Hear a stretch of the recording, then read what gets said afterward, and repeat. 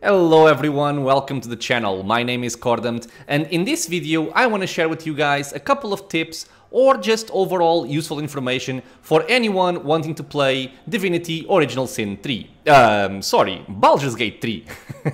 How anybody can make that mistake, I don't know. But yeah, so the reason why I'm making this video is because, as is typical for classic RPG games, they usually are quite complex. They have a lot of gameplay mechanics, they have a lot of rules, stuff that may not be obvious to you, and I just want to share what I think is the most important things to know, as well as some of the ones that are maybe not as obvious, and you may stumble upon them like 20 hours later and say to yourself, why didn't I know this before? And also because, since we're talking about Baldur's Gate 3, this game has big shoes to fill, right? So this is coming from the franchise of Baldur's Gate. You have Baldur's Gate 1, Baldur's Gate 2, Throne of Ball, and then Beamdog also made the enhanced editions and also added Siege of Dragonspear, which is not exactly in this, on par with the originals, but still, it can be enjoyable. And a lot of people, like myself, are very used to the way that the original Baldur's Gate games work, and may expect a somewhat similar experience in this one, and I can tell you right now, forget about that. The gameplay experience is completely different. The only things you will have in common are stuff like the setting, the lore, the enemies, some of the spells, but in terms of how you interact with the game, the gameplay mechanics, the rules, it's very different. So one of the reasons for that is that the original Baldur's Gate games were playing using advanced 2nd edition Dungeons and Dragons rule set, and this game is playing using the 5th edition of the Dungeons and Dragons rule set. So as you can imagine, from the 2nd edition to the 5th edition, a lot of things changed. Some of them for better, other ones for worse, but this is very subjective. In any case, what I think is reasonably understood, and people agree, is that they did simplify the overall mechanics of the game. And again, removing complexity can be both a good thing while also being a problem for other people. I, for example, enjoy complexity in these games. I could go into how I feel about Baldur's Gate 3, the differences between one game and the other, in a different video. By the way, leave a comment below if you guys are interested in that. Just basically making a video discussing what I feel about the game, how I feel that they made Baldur's Gate 3 compared to the original ones. Just ranting, basically. If you want to know about that, let me know in the comments and I'll make that video. But for right now, I'm going to start by showing things that are going to be relevant for people wanting to play this game. So, first of all, I'm going to be discussing stealth. Now, it may not seem like the topic to start with, but I think it's important enough here. So, if you've played Baldur's Gate 1, Baldur's Gate 2, you will know that stealth is a mechanic that's reserved for sneaky types. So, for example, a thief can hide in shadows, which means he can be essentially invisible while walking around the map unless he makes a hide in shadows roll, gets detected. Okay, I'm complicating. They can hide in shadows and they can run around the map invisible, scouting and making attacks from stealth. In Baldur's Gate 3, or generically speaking in Dungeons and Dragons 5th edition, any class can stealth. So what does this mean? This means that I have my group here, and by the way, don't worry, I'm not going to be spoiling anything story related to Baldur's Gate 3, I'm just going to be showing mechanics. I have my party over here on this rooftop, and I have the option right here to hide. And I have this option on every single one of my characters. In this case, I'm playing with a sorcerer, I have a cleric, I have a rogue, and I have a mage. All of them can hide. So, how does hide work? You just press the button, you immediately go into hiding, unless you are in line of sight of other people, right? And you have an entire stealth gameplay mechanic tied to the game. You can see here that this goblin on the ground has this line of sight area, which means if you stay outside of that area, you are guaranteed to be sneaking. If you walk into his area of line of sight, you will have to roll a stealth check. If you fail the stealth check, you will be revealed. If you successfully save or successfully roll, you will stay in hiding. Why is stealth so important in this game? First of all, because you can explore areas with enemies without being seen. You can check out and see what's what, see how the layout of the map is, what you can use against your enemies, how many enemies there are, etc, etc. And another mechanic you have, again, not reserved to thieves or rogues, is that when you attack somebody from stealth, you have advantage. Now, in Baldur's Gate 1 or Baldur's Gate 2, if you attack from stealth with a thief, you are basically hitting a backstab, which has a damage multiplier. In this game, that doesn't exist. Backstabs, the way they existed in 2nd edition, do not exist. What you have here is you have advantage. Advantage is actually a term used in 5th edition, which means if you are attacking with advantage and your attack has an attack roll associated, such as for example this firebolt cantrip, you will roll your attack roll twice and you will use the best result. This is very, very powerful. If you don't have advantage, you basically just roll once and you go with the result. If you have disadvantage, the opposite thing happens. You roll twice and you take the worst result. So stealthing, not only reserved to thieves, you can use it with any class for multiple advantages. If you are, however, using a thief, which I have here, this guy for example, and I go into stealth, I also enable sneak attacks. So sneak attacks are actually enabled in a multitude of ways, but stealth is one of them, so I'm going to be showing it here. So basically, if you are not in hiding and you try to use a sneak attack against an enemy, it will say you must have advantage against that target. In this case, I don't have an advantage against that target.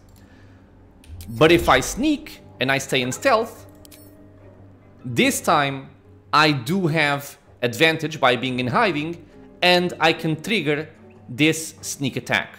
So that's the important part for your rogues that can have sneak attacks, or any class that has sneak attacks for that matter. Okay, so that will be stealth covered here. The next topic I want to cover is verticality. It might sound like a weird topic, but it is very important as well. So, as you can see here in this example, I'm starting this video and my party is on top of a roof. So, Baldur's Gate 1, Baldur's Gate 2, the originals, you don't have this kind of mechanic. The map is basically a 2D map, you just walk around, you don't have a high ground or a low ground against your enemies. In Baldur's Gate 3, you have this a lot. And if you've played Divinity Original Sin 2 or Original Sin 1, you would be familiar with this concept. So, in this case, you have a ladder here. You can use it to climb and get on top of this roof, or you have other ways to do so. You may have spells that allow you to levitate or jump a further distance, but you also have your basic ability here of jumping. So, any class, again, can do this. It's affected by your athletic skill or your strength, I believe. And it can be useful to, for example, jump across gaps on the map, or it can also be used to climb obstacles. So in this example, I came to this rooftop by using the ladder.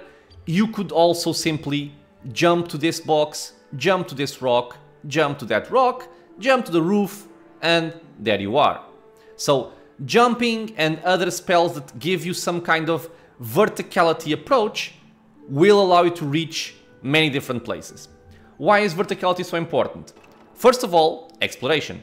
There's stuff on top of buildings or on top of high ground like a cliff, high rocks, anything like that, that you may want to reach to pick up an item or talk to someone, whatever may be the reason. Exploration-wise, it is relevant. But on my way. You also have something very important in terms of combat, because you do have a tactical advantage as well. So, much like the example I showed before of being in hiding, if you are attacking against an enemy that's on the same level as you, you just have a normal attack roll. You can see here it even shows a percentage. The percentage is kind of like just a simple way of telling you more or less your chance to hit. It's not actually that accurate. But for this purpose, it's enough. You have a 70% chance to hit this guy. But if I target this guy that's below me, you can see here on this portion of the screen, it's going to show that green plus, and it will say high ground. And in this case, this doesn't give me literal advantage, the term. It's just giving me an advantage in the form of a 10% chance to hit. So, just so you guys are clear that this isn't something to do with armor class, also something important you can do in Baldur's Gate 3 that you cannot do in the previous games. If you mouse over an enemy, right click and then press examine, it will show you everything about this enemy. This is very, very useful. It will tell you the race, it will tell you the type. Type is especially important for stuff like time to dally. Spells that target only certain types. As you can see here, hold person will paralyze a humanoid creature. Okay, so this way you already know if you can or cannot target this enemy. It will show you his hit points, again, very useful. It will show him his armor class, very useful as well. The movement speed, the size, it's relevant for other mechanics we may go into later. Same thing for weight, and also their attitude towards you. Not only that, it will also show you passive features like he has the attack of opportunity reaction, and he also has dark vision, so he sees properly in the dark up to 12 meters. You also have all of his ability scores and his proficiency bonuses and initiative. You can also check out their booty if that's something that interests you. But yeah, very useful. So what we're going to be focusing on here is the armor class value. You see here that this guy has an armor class of 13. For those of you who might not be familiar with armor class, it just means how hard it is to actually hit this character. This will not reduce damage he takes. It's just how hard it is to hit him. Because you will either hit or you will miss. This doesn't reduce damage. And if we look at this other guy I was targeting before and do the same thing, you will see here that his armor class is also 13. So if we were playing the originals, any attack against this guy or this guy would have exactly the same chance to hit. Here, since we have high ground advantage, you see that armor class 13, 80% chance to hit, armor class 13, 70% chance to hit. This works both ways, by the way. If I was on low ground trying to hit somebody on high ground, I would also get a penalty. So, very important to know, high ground is very useful for exploration and also for combat advantage. Not only that, but there's naturally another advantage in that this guy cannot reach my party in a trivial way. Again, if you were playing the originals, this guy could just run in a straight line against my character and start whacking.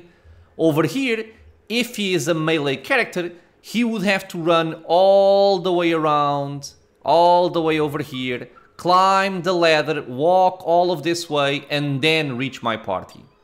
Or he could also try jumping until he got to the top. But basically, they are going to be spending a lot of their actions in actually trying to reach my party instead of attacking them. Okay, so that will be it for verticality. The other thing I want to mention is lighting. Lighting also plays a factor or plays a role in this game. Baldur's Gate 1 and 2, lighting doesn't matter. Here it does.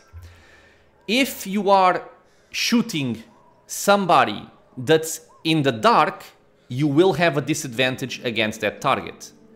There are some exceptions, like, for example, we saw here. If the character has dark vision and you are if you have dark vision and you are up to 12 meters away from the enemy, you don't get the disadvantage. But if you are more than 12 meters away, you will get the disadvantage. Same thing for the enemy as well. So, this is relevant because if you want to explore a dark area, having the area lit up is useful, naturally, so you can see, but also for combat purposes. The way you can interact with this is you have in the game torches. First of all, let me see if I can find one here. Yeah, you have torches, which naturally you can equip, and this will light up the surrounding area. And you also have spells that help out with this. You have the cantrip called Light, for instance, where you can target an item. In this case, I target my staff, and this means that my staff will emit light in an area around me. So anything in that area will be lit up. The other spell that I think is also relevant to go into, I'm not going to be discussing a lot of spells here, I'm just talking about light for now. You have Dancing Lights, another cantrip, and this one you can actually target an area. So let's say that enemy is over there and you want to see him properly. You could cast Dancing Lights and anybody in the vicinity would be lit up, but your party would still be hiding in shadows. If you are using the light spell, then not only are you emitting light to illuminate the surroundings, but your party as well is also lit up. That can also be a disadvantage in cases that you don't want to be lit up. Okay, so we've talked about stealth, verticality, lighting, we've talked about advantages. I'm not sure if I discussed advantage actually. So advantage, and I think I showed this with the hiding, I just want to go over it a little bit more, is a mechanic that if you have an advantage against an enemy, you basically roll twice and take the best result. And this happens for attacks, but can also act as a... can also work in saving throws. So you can save against a spell with advantage or with disadvantage. And being aware of if you have advantage or not can be very important when you are in combat. The other topic I want to discuss is ground effects and combos. So again, this is something that Baldur's Gate 1 and 2 do not have. I have the spell here, Grease, and we can see right here that it's a spell that lasts for 10 turns. And you also have this spell in the original game. It will make people walk slowly, and it can also knock them prone, but they can save with Dexterity save.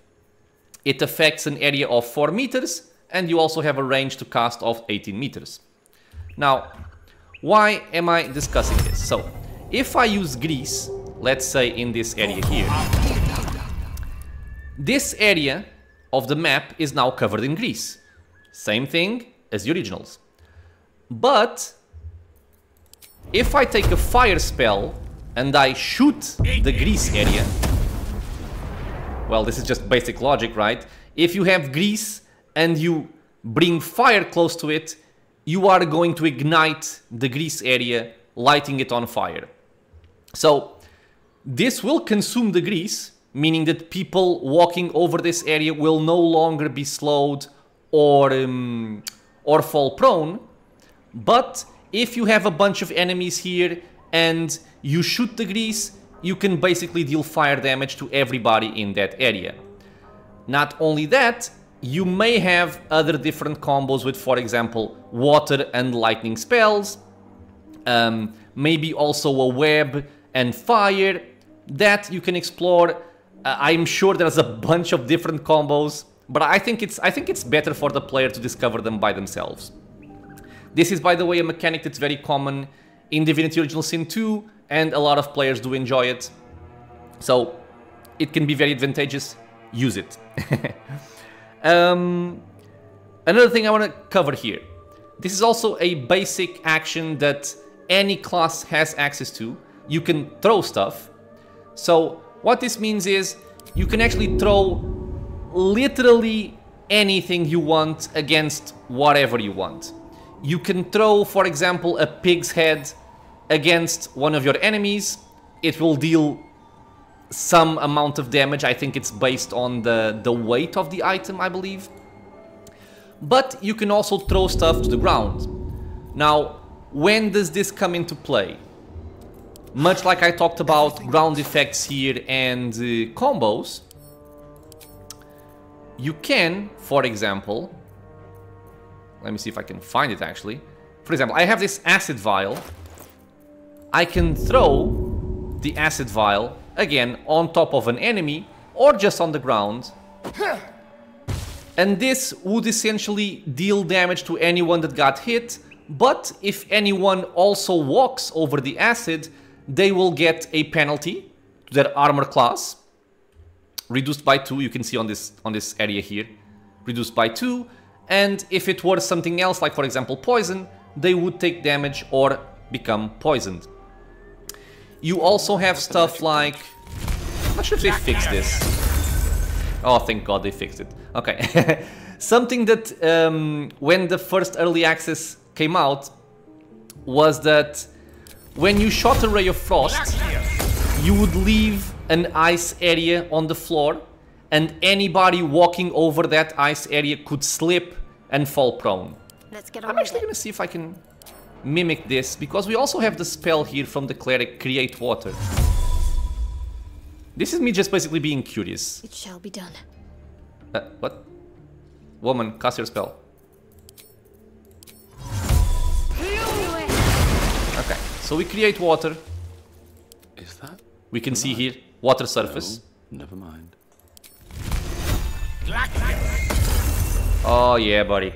Okay, so it is a little bit harder to produce now, but if you do have a water surface and you hit it with some kind of frost spell, you will then have an ice surface, which means people can slip. You can also electrify it. It says right here, can be electrified or frozen. I don't think I can... Can I target the ground? I can, cool. So you can also produce electrified water, which means anybody standing in that area is now going to be taking 1d4 lightning damage per turn. So a lot of things you can do playing around with ground effects and combos like that. But you just know that that happens. And even if you don't have a spell to produce water or poison or whatever, you can always just throw something. You are going to find throughout the game bottles of grease, bottles of water, bottles of poison, acid, whatnot. So you can throw those and experiment with that. Next up, we are going to be talking about spell memorization and cantrips. So, as you know, in Dungeons and Dragons, if you are playing with a mage, a bard, a cleric, any kind of spellcaster class basically outside of a sorcerer, if you want to use your spells, you have to rest, memorize the spells, and you have to memorize the spells during a rest, and after you are rested, you can then use your spells. How is this different in this game? If I take my mage here, Mr. Gale, my wizard, and I go to his spell book, I can actually prepare spells on the go. So I can remove grease and add, for example, Tasha's Hideous Laughter. And if you'll notice, I didn't need to rest. I'm not sure if this is intended, but it is the way that it works here. So do keep that in mind. You can change the spells you have memorized outside of combat. I believe you cannot change it in combat, it wouldn't make any kind of sense. But outside of combat, you can actually change the spells that you have memorized. So that is very important to be aware of. And the other thing I wanted to mention regarding spells is cantrips. Cantrips is a mechanic from Dungeons and Dragons 5th edition, but it is something that doesn't exist in the original Baldur's Gate. So in Baldur's Gate 1 or 2, if you want to cast a spell, you are always going to consume a spell slot. So taking as an example here, we have spell slots of level 1 and level 2. And you can see these squares here. These basically mean that I have 4 uses of a level 1 spell and 3 uses of a level 2 spell. This is also very important when we discussed preparation of spells, because in the originals, if you wanted to cast, for example, 4 magic, or if you wanted to have 4 magic missiles prepared, you would need to memorize 4 instances of magic missile. Which means you would not have access to grease or mage armor or anything like that. You would only have, pardon me, magic missiles. In 5th edition, it's kind of like a sorcerer in Baldur's Gate 1 and 2. You memorize the spells you want, and then you can cast them a number of times equal to the amount of spell slots for that level. I could cast 4 magic missiles, or I could cast 4 witch bolts, or I could cast 3 magic missiles, 1 witch bolt, whatever I want. I think it's fairly straightforward that you understand this. But you do spend a spell slot. In Baldur's Gate 3 and Dungeons & Dragons 5th edition, you also have a different kind of spell level, which is basically spell level 0, which they call cantrips. Cantrips are different. Let me just take this out of here. I wanted to show them a little bit better, but I don't think I can. Yeah, okay. So cantrips are essentially weak spells, but you can cast them any amount of times you want. You don't spend spell slots for casting cantrips. You have different cantrips like Firebolt, Ray of Frost, Light, Chill Touch, Acid Splash. You have a various number of cantrips. Clerics will also have cantrips, for example, Sacred Flame. And this is basically just a way that instead of running out of spells and you have to use a crossbow or stabbing somebody with a dagger or a staff, you can keep on using magic when you are fighting in the way of cantrips. It's kind of cool, I guess. And cantrips can actually be very powerful in this game, not because this is just a custom change they made to the game. Again, I could rant about it, but I'm not gonna do it. Since you can interact with ground areas, or surfaces, sorry, since you can interact with surfaces with cantrips, something that's basically just a weak firebolt can actually transform into an entire area of flames and death. Or a ray of frost that doesn't deal a lot of damage can knock a bunch of people prone. So cantrips can always be very useful, and it's a way that your mages and spellcasters can continue to interact with magic in a fight without having to swap to a martial weapon. And we have a cutaway here because I forgot to mention some things. So another big thing that I think is also relevant to note, which is very different from the original games, is the way to control your party. So a lot of times, and when I do my playthrough, I bet a lot of times you're going to be seeing me do something like this, which still feels weird looking at the cursor going like this. But what I'm actually doing is I'm trying to click and then drag my cursor to select my characters. Movement in BG3, and again it's a very similar way to Divinity Original Sin 2, is that you don't select multiple characters at a time. You only select one character and then your party follows you. Press ahead. This has its uses, like if you always want to speak with this character, for example, or this character, you just select him and basically he's the one in front, so he's the one that's gonna start dialogues. Still breathing, despite everything. But it can also have a very big downside because sometimes your characters move to where you don't want them to move. Or let's say you want to position your party in such a way to begin fighting your enemies, like in an ambush. And I want my sorcerer here, but I want my mage over here, and I just messed up my sorcerer positioning. So the way you can actually engage with this is you can click on a portrait and drag it. You'll see that chain, see the chain? That chain means it's linked to the other member, right? And it's also relevant for positioning. But if you drag it away in such a way that the chain breaks, you will see there's a gap here, while there isn't one here. This means this character is now moving independently from the rest of the party. Very useful if you want to position characters. So, if I wanted to position my mage, do the same thing. I want to position my rogue, let's say over here, and my cleric over there. And this is the way you do it, so that they act independently and don't go running around your other party members. If you want to link them back up, you do basically the same thing, but it's kind of finicky actually. You have to join them until you see that background glowing there, and when you let go of the mouse, it links them both. This is also relevant for party formation. So if you want your cleric in the front, for example, or your fighter or whatever, and the rest of the people behind, the formation is essentially this. It's going to set up how they are lined up behind you. It doesn't matter too much because with only 4 people, that's the maximum. Something else to rant about. But it is good to know.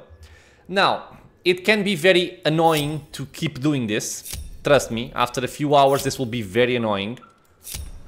What they have added for ease of use is these buttons down here.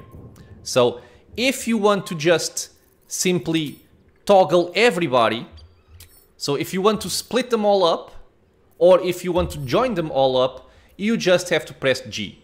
This is the default key, by the way, but this is the button. Everybody split up, so they all act independently. I want to join them all up, I press G and they start following. Very useful.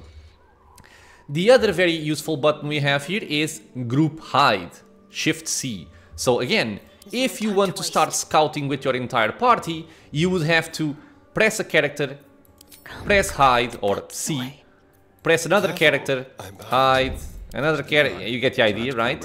Or you can just press this button and everybody goes into stealth or out of stealth. Very, very cool. On to another topic. I want to talk about upcasting spells. This is also something new you might not expect, but it's actually very, very useful. You will see here on my shortcuts for my spells, this is just basically my main bar where everything goes. I have my potions, I have items I picked up, I have some abilities for my sorcerer, actions, spells and whatnot, everything in the same place. But you can also essentially click here for common actions, sorcerer actions, items, passives, custom, yeah, you understand it, I imagine. But what's relevant here is we can look at this cantrip, for instance, or this cloud of daggers, and you don't see this plus, right? So what is this plus? This plus means that this spell can be upcast. So any spell, I believe, of that's not a cantrip can be upcast if you have a sufficient level. For example, we have Magic Missile. Magic Missile is a level 1 spell. It will create 3 darts of magical force, each dealing blah blah damage. So, I can cast it as a normal level 1 spell, or I can cast it as a level 2 spell. And if I had higher spell levels available to me, I could continue to upcast these spells. I think there may be exceptions, but for the most part, this is how it works.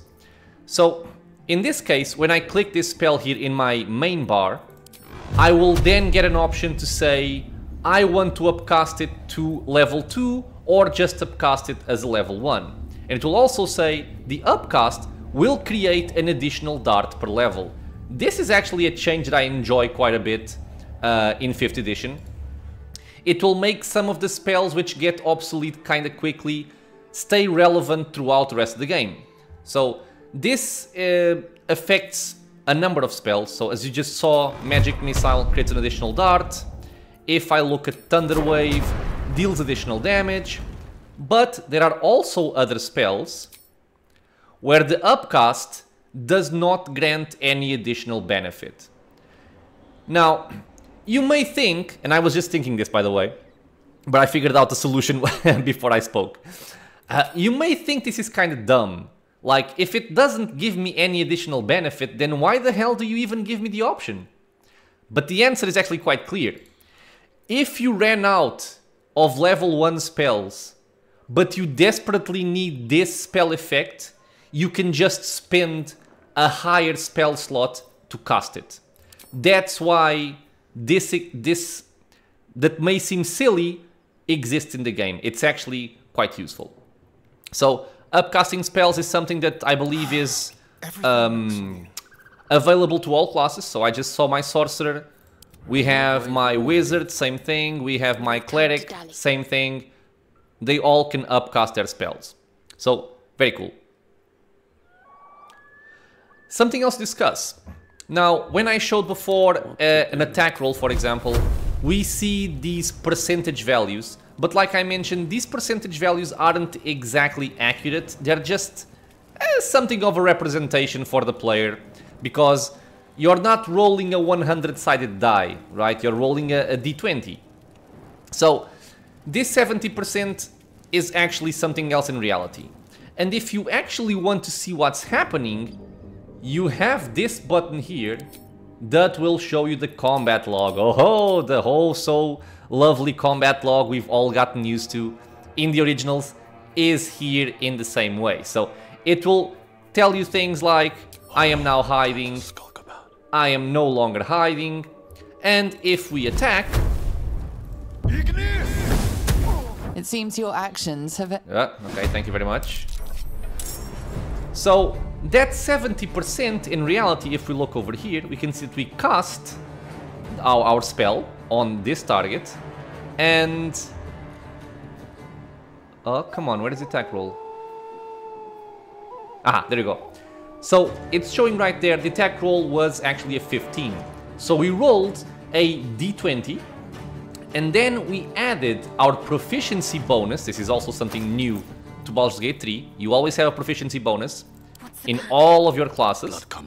And this is something I believe increases with your levels. Not necessarily one per level, or it's not one per level, but it will increase once you reach certain levels. Plus your ability modifier. In this case, we're talking about a sorcerer, and the main ability for the sorcerer is charisma. So that's why you see here the +4 charisma modifier.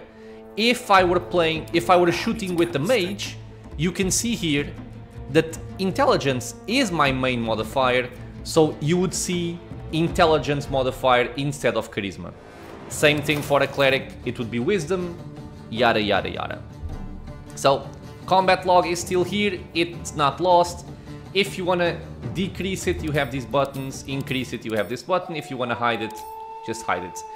I would say that for people playing the game casually, you don't even need to know that the combat log exists. But for those of you who play Baldur's Gate 1 and 2 and like seeing exactly what's happening like I do, the combat log is going to be a way to complement what's happening in the game. Another thing to note is how you can actually control your characters during a turn-based battle. Now every fight's going to be turn-based, so this is going to apply to basically every single one. I'm going to start a fight here with some goblins. Doesn't really matter. And what I want to show here, I'm just going to use my action right now with my cleric. Doesn't really matter, I'm just gonna move him over here. And I'm going to pass the turn, because after him is gonna be this goblin tracker over there.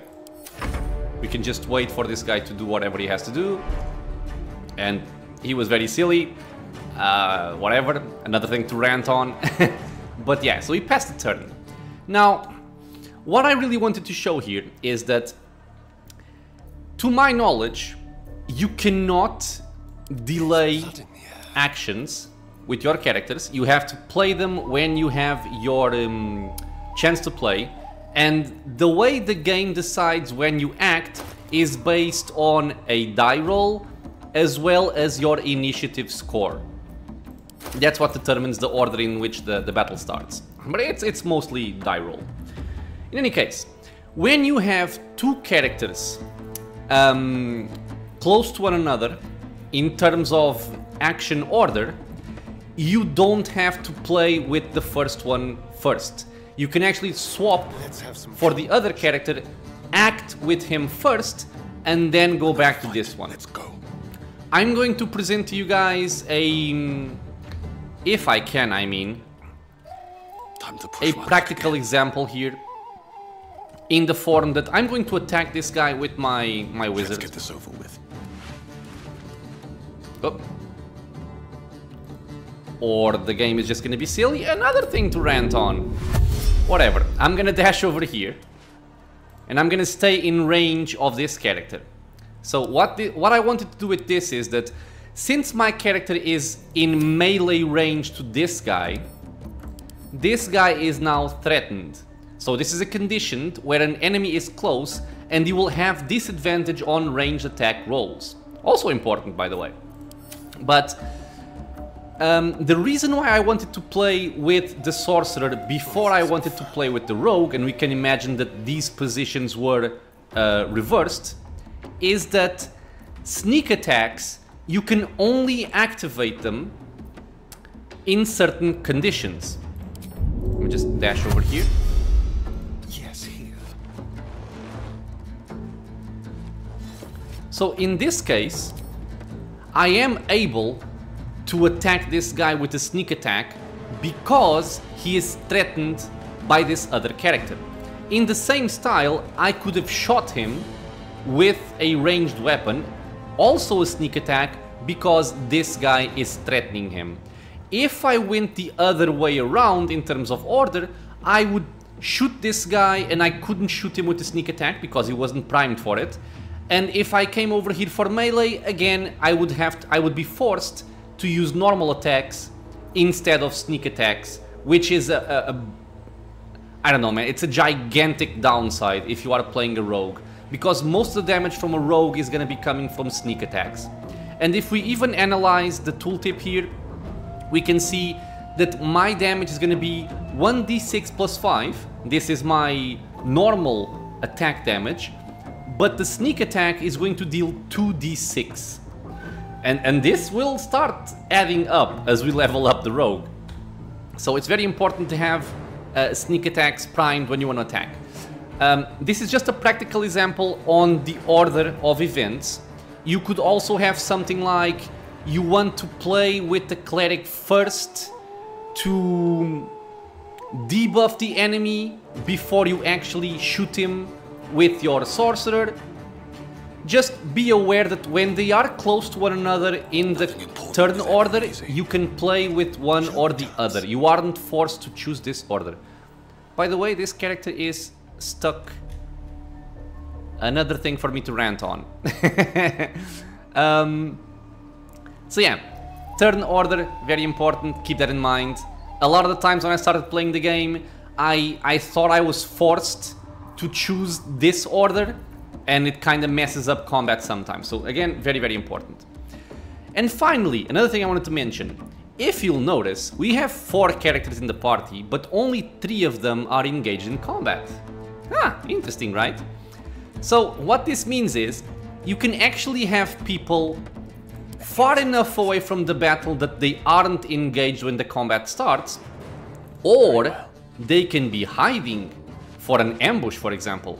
So what this means is, if you have somebody out of combat, and especially if they are stealthing, you can kind of maneuver around the battlefield, position yourself where you feel is the most appropriate, and only then engage when you feel like it's, you know, the best time to do so. For example, I could have wanted to leave Gale out of combat. Oh, don't you spot me. Because he might be very low on HP, or because he's weak. What now? And I didn't want to risk him getting attacked by goblins acting first, for example. So I can just keep him out of the fight, and when it's convenient for me, I can ambush them and do something like magic missile, kill this guy and injure this guy, And there we go. So basically you can ambush with hidden characters or just keep them out of combat until the time is good enough for you. That's it. Something else that is worth mentioning is Thievery.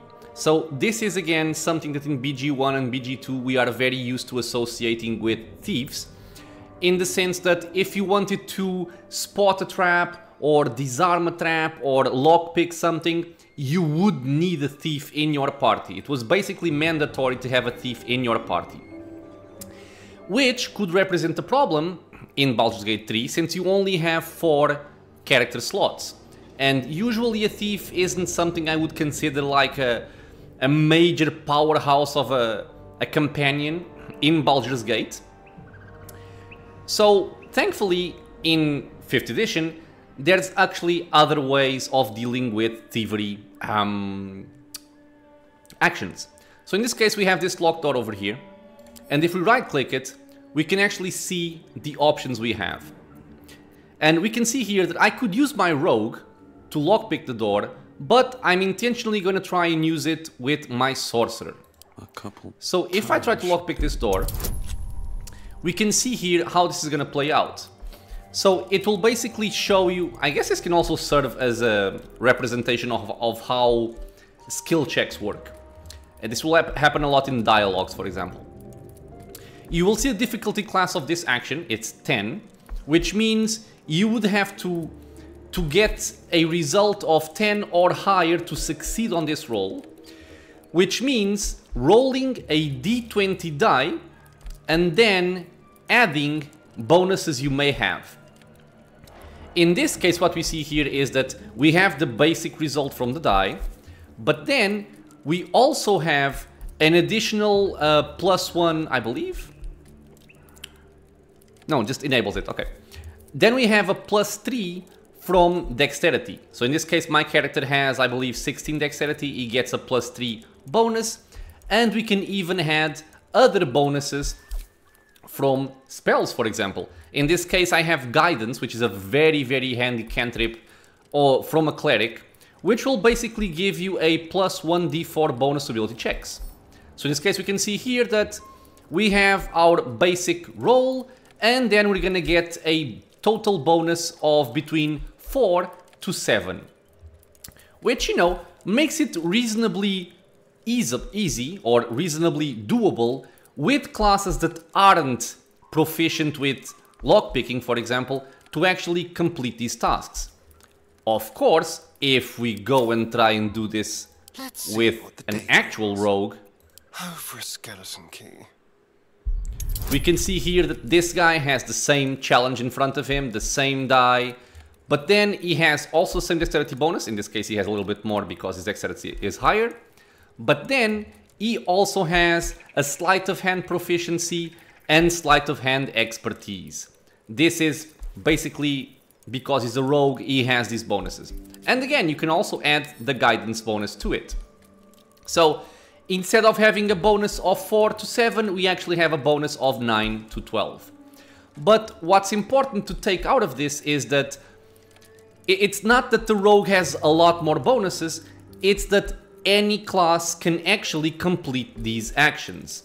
Even if it's a little bit harder, they can still do it. The same thing with my wizard here. You can see he has the same stuff, again, 3 to 6 bonus, still doable. The more dexterity you have, the easier it will be. The more bonuses you have, again, the easier it will be. So it's not required, mandatory to have a thief in your party to be able to actually deal with these kinds of tasks. On a similar note, let's imagine that we have this door that we absolutely must get through. I'm actually not sure if this is a good example here, but let's see. And let's say I tried lockpicking it with my sorcerer and I was unable to enter. The other thing you can try is actually just shooting it. In this case, and actually I didn't prepare properly for this, this door, if you'll notice, does not have a health pool, which means I think I can stay here and shoot it as many times as I want, and you will be unable to break this door down. But that's not to say that you cannot do it with other cases. So, for example, if I come over here to this area, I think there's a door. Okay, door. So this door here, for example, has a health pool. So in this case, if it was locked and you could not get in, you would have the option to just brute force it down. And I'm using spells here. You could simply attack it with with weapons. It doesn't make a difference. Same thing for... It's moving. Same thing for locked chests. If you cannot lockpick them, you can always break them open. I think the only thing you have to pay attention to in that scenario is that I believe if you break chests, you have a chance of actually destroying the items within. So keep that in mind. But just to mention that thievery actions are not reserved to thieves. Any class can do it. The more dexterity you have, the better. Next up, barrels and environment. So I guess when I talk about surfaces, I'm already talking about the environment in a certain way. But what I mean about barrels is that this game, much like Divinity Original Sin, has a bunch of barrels spread out throughout the map. I'm actually trying to find one right here, but I'm kind of unable to find it. You have such as these that just hold items, but you have stuff like water-filled barrels, poison-filled barrels, explosive barrels, and all of those you can interact with much in the same way I showed here with the surfaces. If you have an explosive barrel, you can shoot it with a firebolt that does 1d10 damage, and instead of doing 1d10 fire damage, you're actually going to have a fireball effect where the barrel explodes, dealing fire damage to everybody around the area. And it's significant damage, it's no joke. You can kill a bunch of enemies just by exploding a barrel in the right place. And as a proper example of Barrelmancy, when I was talking about explosive barrels, we have a situation here. I picked up a save game. We have these, well, these 4 enemies. I think these 2 are probably not in range, but we have this oil barrel over here. It's not even an explosive barrel. There are some that are more dangerous than this. But what you can do with this oil barrel is simply shoot it with some fire, and I have my sorcerer healing in stealth, so no combat has started yet. And I can simply toss out a firebolt against this barrel. Another thing I can do is this scorching ray, which will also blow up the barrel, and I can even deal some more damage as a nice start to this battle. So one shot goes over here to blow it up, and I can even shoot this guy again, once more taking advantage that I am in hiding, which gives me better chance to hit. And let's see this guy here as well. So, start it up. Blam! And just with this start we have 3 people killed, and we have this guy injured. If we look at the combat log, I haven't actually seen explosions in the combat log, but I guess this works here. No, so these were the... this was from Scorching Ray, which fires 3 rays of fire, so 6 fire damage, 5 fire damage. And then I killed the oil barrel with fire damage as well, and then blasted... let me see here... yeah, I think these amounts of damage are from the barrels, I believe. Yeah, because this is fire damage from the skill, and this is fire damage from the barrels, yeah. So, barrels doing a lot of damage, and you can see here, it's basically fireball damage. It's a 6d6 roll. Very, very powerful, especially at the start of the game. Now, I showed an example here to kind of to show off, I guess, with Scorching Ray, but you could basically have the same effect simply by tossing out a firebolt on that oil barrel. It would blow up, deal that amount of damage to these 3 enemies and kill them all in one go. So, barrels, very, very powerful. And not only that, but you can actually do something else. I'm gonna try and exemplify with my rogue here. Keep a blade close. Let's try not to die. Whee! Okay, thank God. Something else you can do is you can move stuff around. So if you click an item and you just drag it, you can toss it somewhere else. So essentially you can place explosive barrels in other areas to ambush enemies that you expect to come to that particular area. That's very powerful. Another thing you can do, if I still know how to do it, oops, not that. Well, you can break them as well. But you can also pick up items, which means if you have enough strength to carry it, you can actually pick up an explosive barrel, for example. And let's say I wanted to ambush someone over here. Even if there is no explosive barrel in this area, or any other kind of barrel, I could open my inventory, take my barrel, and place it. So, if you like to play around with the scenario and mess around with stuff like that, you will know that this is something you can do. I'm just exemplifying with the barrel here so you know that this is possible to do. In this case, it's not an explosive barrel or anything like that, it's just a normal barrel. But you can pick it up and just place it there. So a lot of different shenanigans can be done with that, and it can be quite interesting, let's say. What else do I want to talk about? On the same topic as barrels, you can also pick them up for a different kind of use. Just moving it around.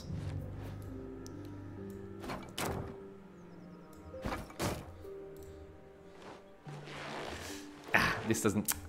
Let's say I didn't have this rock over here.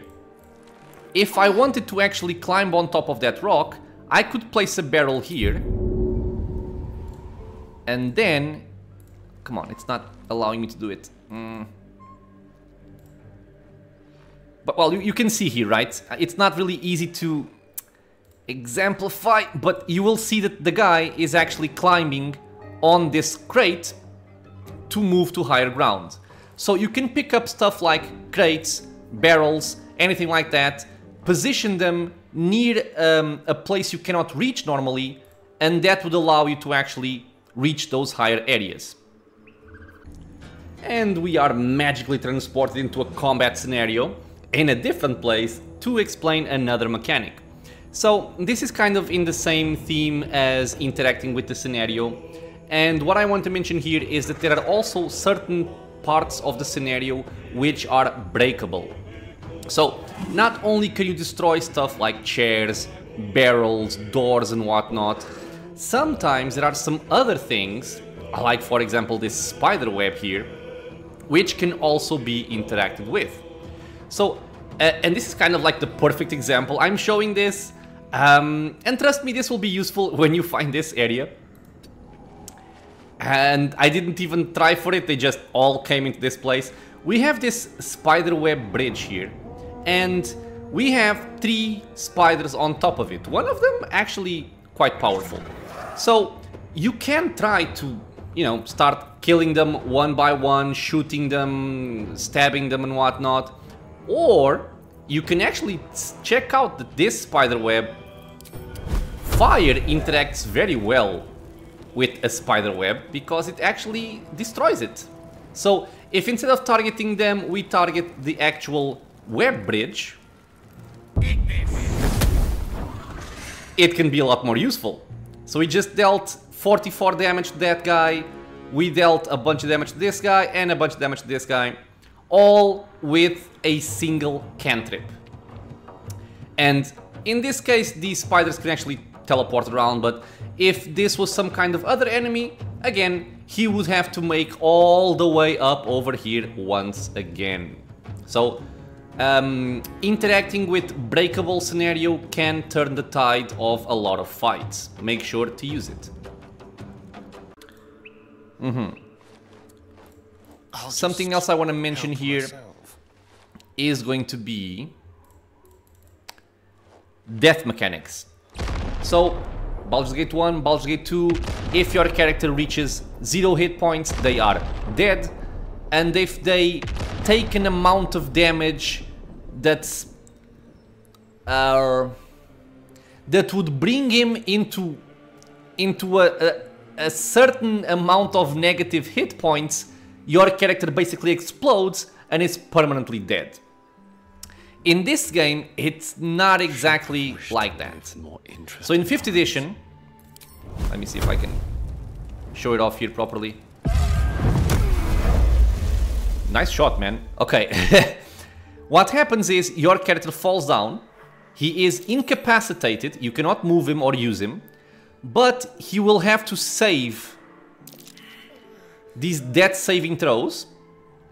If he succeeds twice, he will be stable. Let me see if I can show it off here. Come on, save. Yeah. So he is stable, which means he can stay there for however long you need.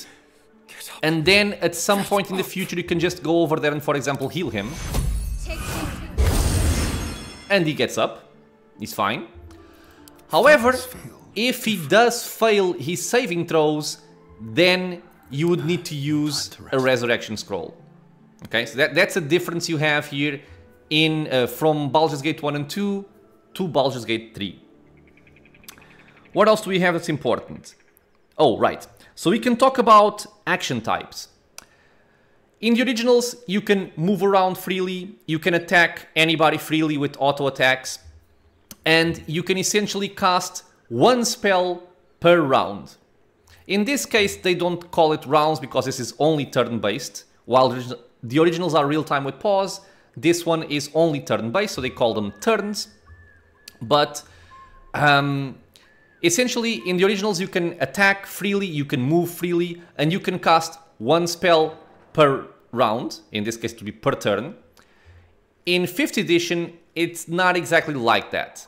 So, since we're talking about turn-based here, let me see if I can show an example by actually starting a combat.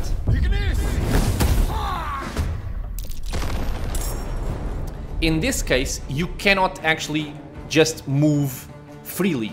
What happens is, you have a certain distance you can run, and this is based on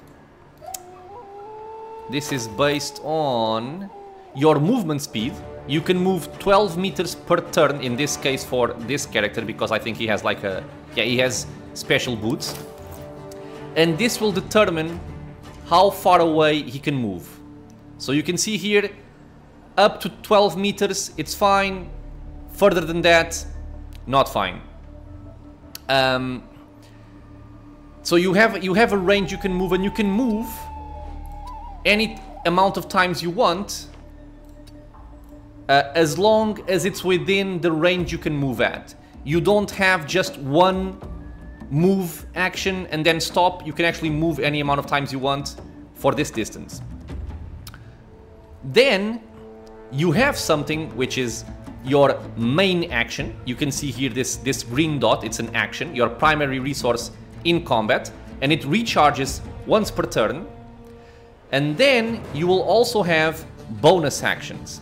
In this case, this guy has 2 because he's a rogue. A normal character, which I can't show right now, would only have 1 bonus action.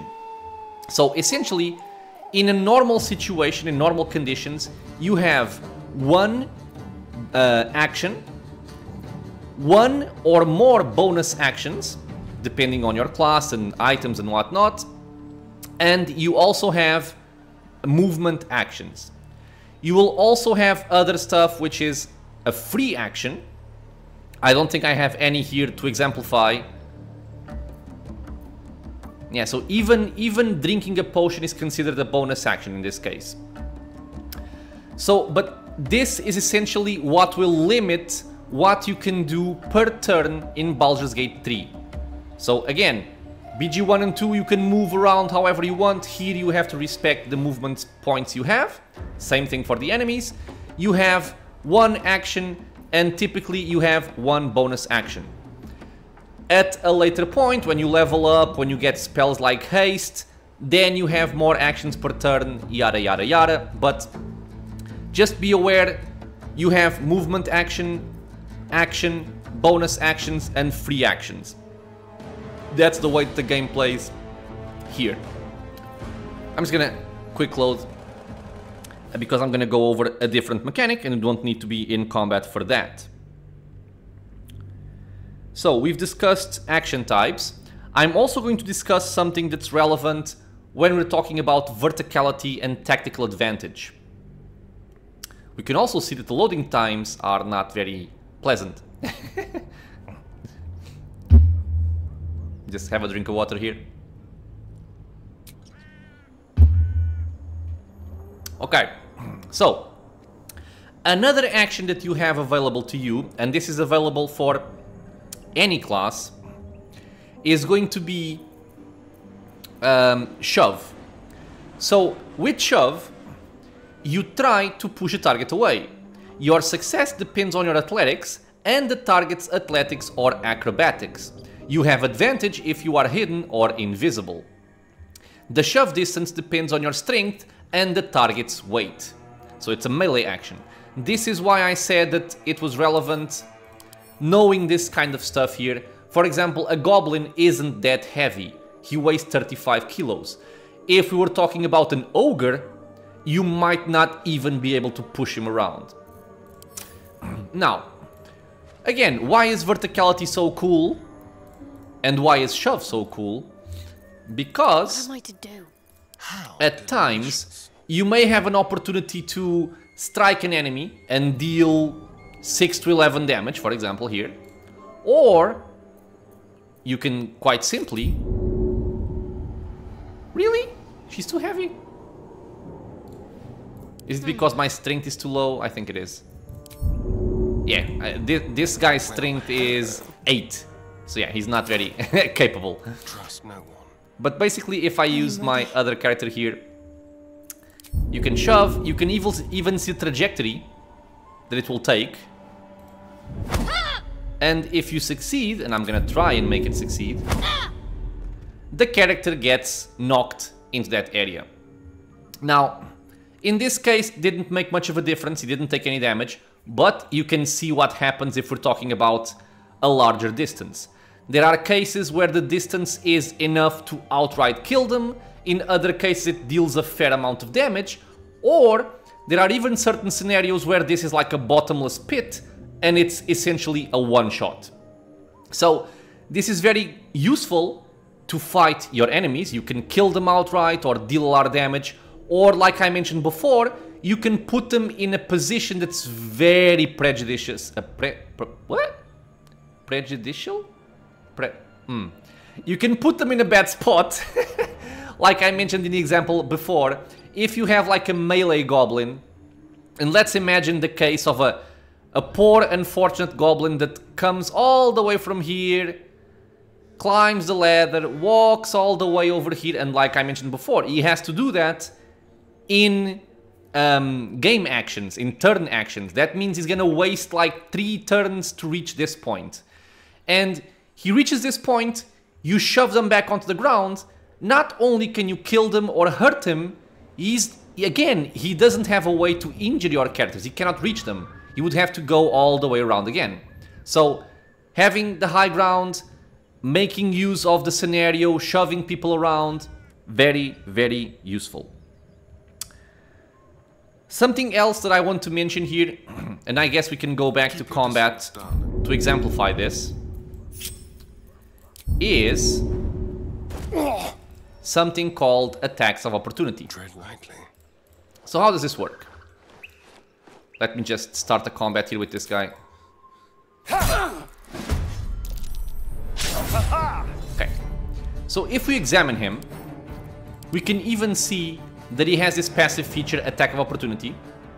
And what this means is, it will automatically attack an enemy moving out of your reach. It's a reaction, which means it's actually something that you can turn on or off. But in this case, you'll see here that if I try to move around this enemy, nothing happens, you won't get an attack opportunity. But if you try to move away from his threatening area, and this is something that if you've played Pillars of Eternity or Pathfinder you should be aware of as well, you will see this red arrow showing up. Which means if I move over here, again, I'm not leaving the area, nothing happens. If I try to move away, I will take an attack opportunity. So this is especially relevant when we're talking about playing with mage characters or squishy characters, let's say, because you feel safe attacking somebody with magic missiles and whatnot, and then all of a sudden a rogue or a warrior charges at you and they lock you in melee, which means if you want to get away from them, you have to take an attack opportunity. The way you have to get out of this, which there is, thankfully, is you have an action called disengage, which will basically mean that you can move without provoking an opportunity attack. This is very, very useful. It has a very big downside that it will consume your action point for the turn, but it may be the difference between, you know, staying alive or dying. So do keep this in mind.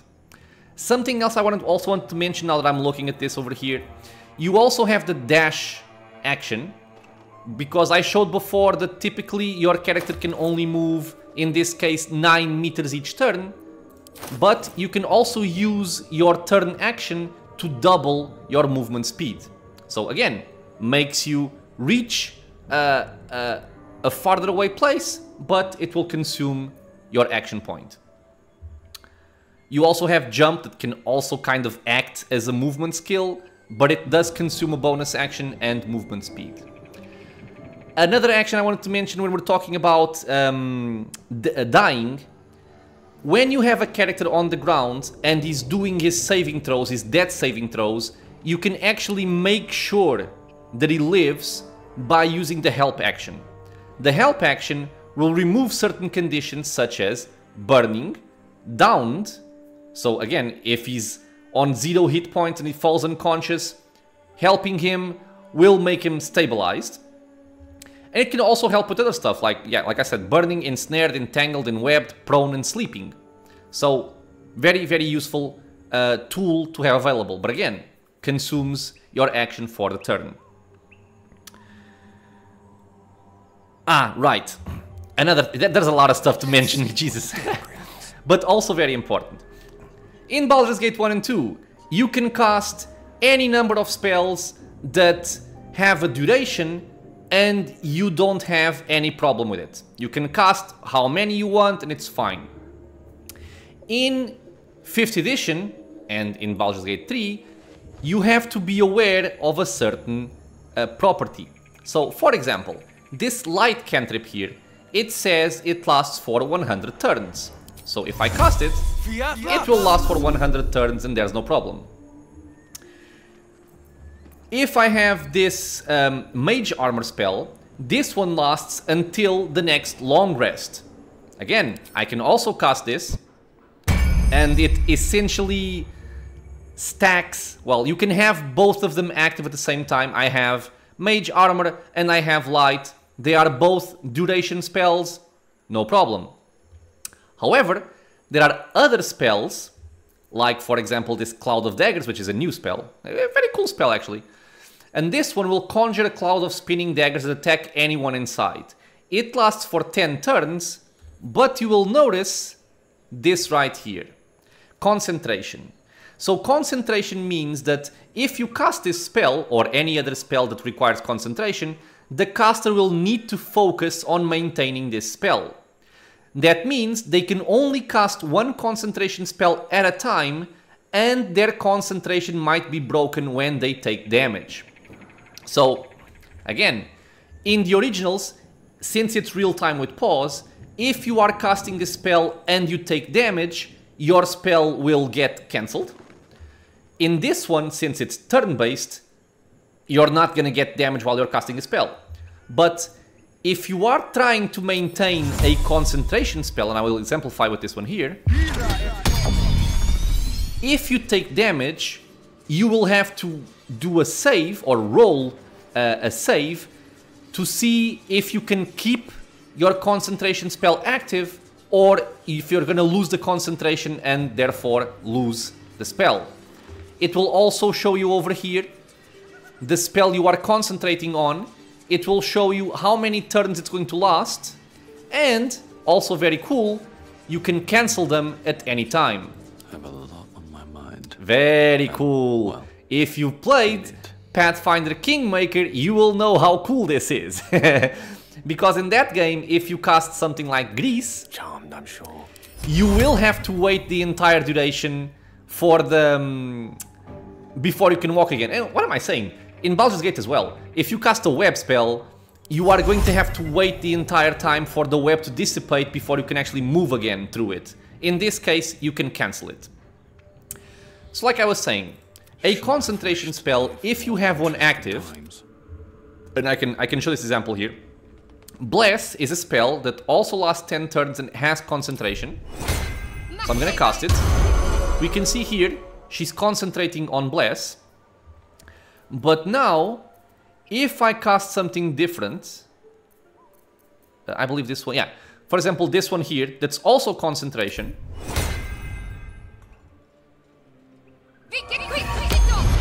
You just saw that I lost the Bless spell and now I have this one.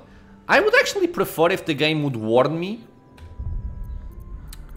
I'm actually curious. Does the game... Can the game warn me if I'm about to cancel a concentration spell?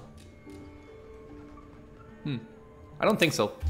Yeah, in my opinion, it should warn me that it's gonna cancel a concentration spell, but just be aware, if you are concentrating on something and you cast another spell that also requires concentration, it's going to cancel your previous spell. So do keep that in mind.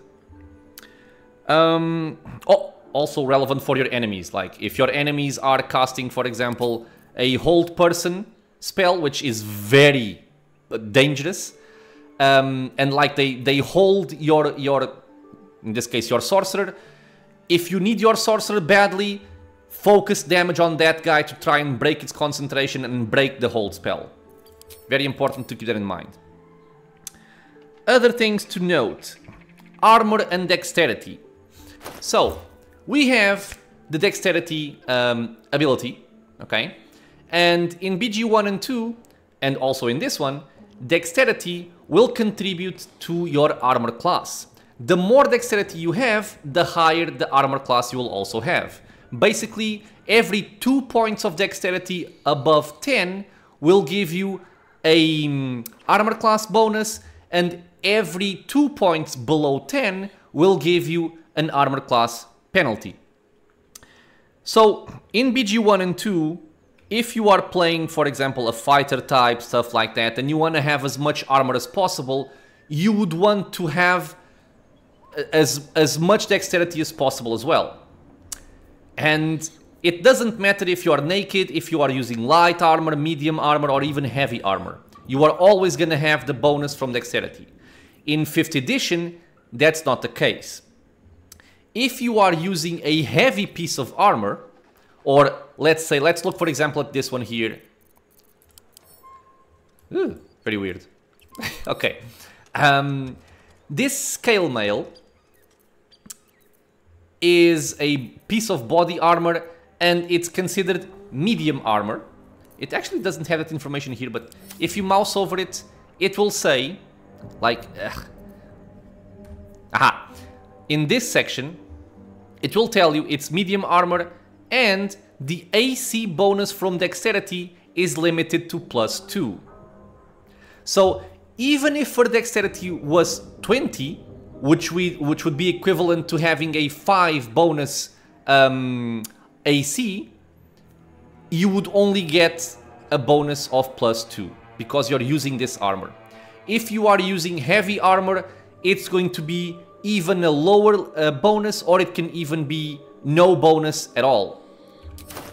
If we look at, for example, a different piece of armor like a robe, for this one you get all of the bonus from Dexterity. And we can also see this here, if we mouse over it. It's gonna say we have 16 AC, 10 from our base armor class, plus 3 from Draconic Resilience, it's a sorcerer thing, and plus 3 from Dexterity. If we look at her, I'm ready. it will say the same thing, 2 from shield, 2 from dex, 15 from armor. Careful. And this guy, for example, has a Dexterity score of 19, and he's using light armor. So light armor also allows you to have all of the bonus from Dexterity.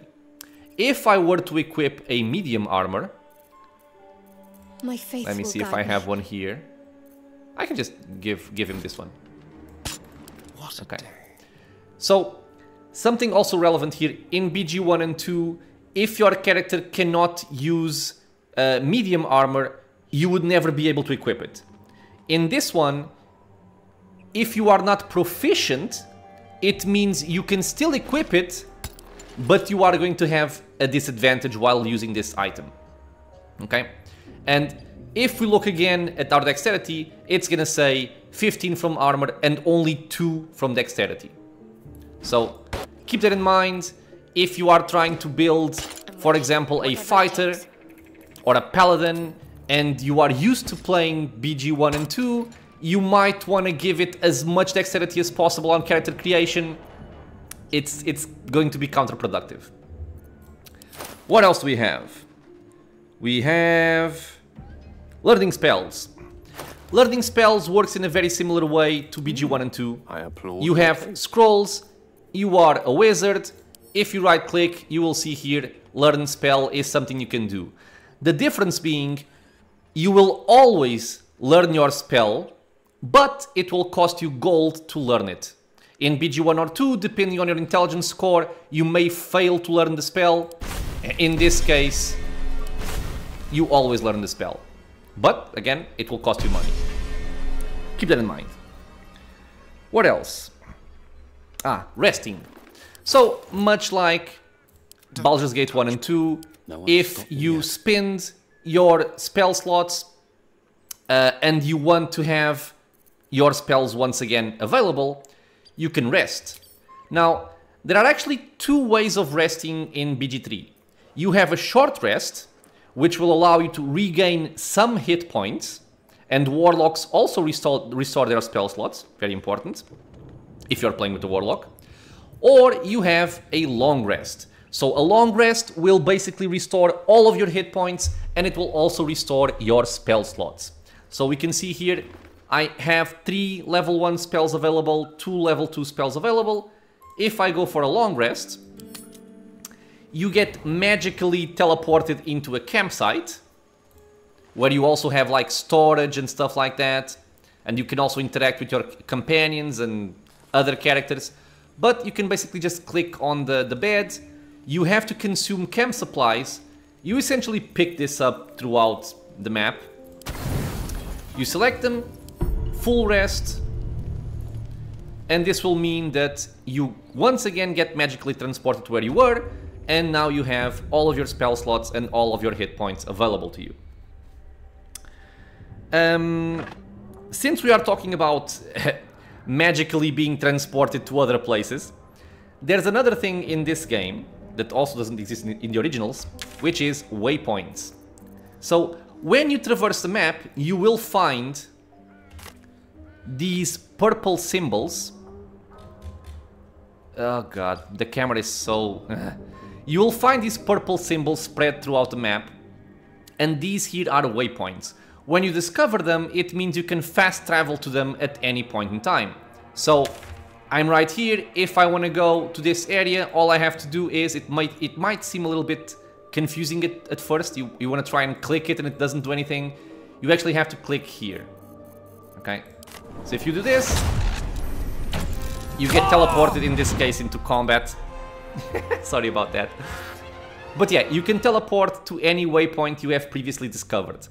Also, something very important to note, you don't need to be on a waypoint to teleport to another waypoint. You can be anywhere you want in the map and teleport to a waypoint. It's the same thing that exists in Divinity Original Sin 2. In my opinion, it doesn't make sense. But again, I will reserve that for maybe a, a rant or opinion video. Okay, and these are basically the things that I think are more relevant because, again, especially for people coming from BG1 and 2, it's going to be quite different when you pick up this game for the first time, and honestly for the first few times. So, a lot to learn. There's a lot of cool stuff in the game. There's a lot of subjective changes to the game. A lot of people might love it, a lot of people might hate it, but it is what it is. Be aware of how the things I mentioned here work. There's a lot of environment interaction, a lot of verticality. Get used to working with actions in turn base, get used to the movement distances, all of that. But all in all, it's not rocket science. You get used to it somewhat easily, and the game isn't that hard anyway. So, in any case, this is the list I had made for things that I wanted to share with you guys. If there is something else that I may have missed and it's unclear for you when you pick up the game, be it early access or the full release, leave a comment below and I'll elaborate on it. And just, you know, overall, any questions, any suggestions, if you just want to say hi, leave a comment below. If you enjoy this content, consider subscribing for more. I intend on making a lot more videos for Baldur's Gate 3, be it a full playthrough, at least, for sure. Other guides, probably a video sharing my opinions on this game and how I feel it follows up as a quote-unquote sequel from the originals. Consider subscribing to the channel. There's already a lot of Baldur's Gate content in there and other CRPGs as well. I have a full playthrough for BG1, Siege of Dragonspear, BG2 and Throne of Ball with SCS for added challenges, so modded games. Very, very cool. But yeah, I hope this was useful to you guys. We're all hoping that BG3 is a good game. It's almost there, almost here, sorry. Not very far away. And I'm excited to play it. So, again, thank you for being here, my friends. And until the next video, stay safe, everyone.